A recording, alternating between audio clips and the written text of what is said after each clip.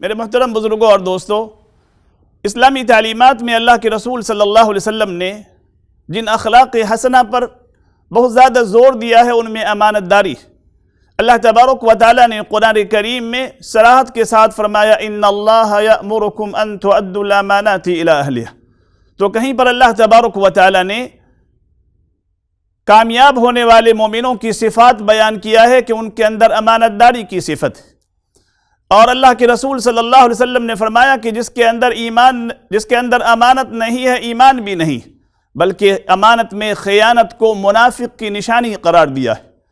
تو امانت داری اسلامی تعلیمات میں ایک اچھی تعلیم ہے، اونچی تعلیم ہے۔ امانت میں خیانت یہ منافق کی نشانی جس سے ہمیں بچنا چاہیے۔ لیکن بہت افسوس کی بات ہے کہ امانت کی بہت ساری قسمیں ہیں جس کے بارے میں ہمارا وہم و گمان بھی نہیں ہوتا کہ یہ بھی امانت۔ لوگ امانت صرف یہ سمجھتے ہیں کہ کسی نے ہمارے پاس پیسہ یا سامان رکھا، ہم نے اس کو جیسے رکھا ہے ویسے ہی واپس کر دیا، اس کے مطالبے پر یہی امانت۔ حالانکہ دین اسلام کے اندر امانت کا مفہوم بہت ہی وسیع۔